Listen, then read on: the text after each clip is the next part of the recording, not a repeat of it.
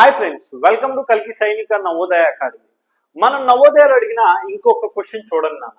A square park is of a side 50 meters, there is a path 2.5 meters. నాన్న మనం square park తీసుకున్నాం. ఇది square park అనుకున్నా, rectangle shape లో square park అనుకోండి.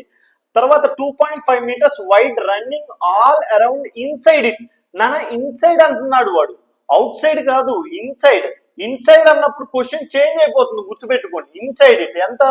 2.5 meters పాత్ అంట. 2.5 meters పాత్. నాన్న ఇక్కడ కూడా 2.5, ఇది కూడా 2.5.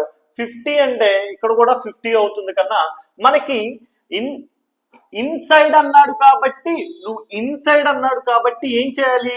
50లో నుంచి నాన్న 2.5 ప్లస్ 2.5 ఎంత అవుతుంది? 5 అవుతుంది. అంటే 50 మైనస్ 5 అంటే 45. లోపల వాల్యూ వచ్చేసరికి నాన్న 45. అవుటర్ స్క్వేర్ లో నుంచి ఇన్నర్ స్క్వేర్ ని తీసేస్తే మనకి ఈ పాత్ అనేది వస్తుంది కన్నా, ఓకేనా? ఈ పాత్ అనేది వస్తుంది. మరి ఇప్పుడు మనం అవుటర్ వచ్చేసరికి ఎంత నాన్న?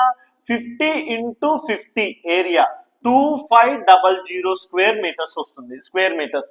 అలా కాకుండా ఇన్నర్ వచ్చేసరికి 45 into 45 ఎంత నాన్న? 12. 45 into 45 అంటే 5 4 20. 25 5 25 వచ్చింది కన్నా, ఓకే. ఇప్పుడు వచ్చేసరికి నాన్న మనకి దీంట్లో ఎంత వస్తుంది నాన్న? 10 అంటే 5, ఇక్కడ 7, ఇంకా ఇక్కడ వచ్చేసరికి మనకి 4 నాన్న. 475 వచ్చింది, రైట్?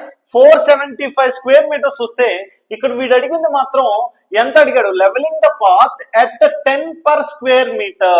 మనకి 475 into 10 per square meter కాబట్టి 4750 is answer. 4750 is answer. Inner path outer path అన్నప్పుడు స్టూడెంట్ చాలా జాగ్రత్తగా ఆలోచించాలి. అవుటర్ పాత్ అన్నప్పుడు యాడ్ అవుద్ది, ఇన్నర్ పాత్ అన్నప్పుడు సబ్ట్రాక్ట్ అవుద్ది, ఓకేనా? Thank you so much, and please like and share, subscribe.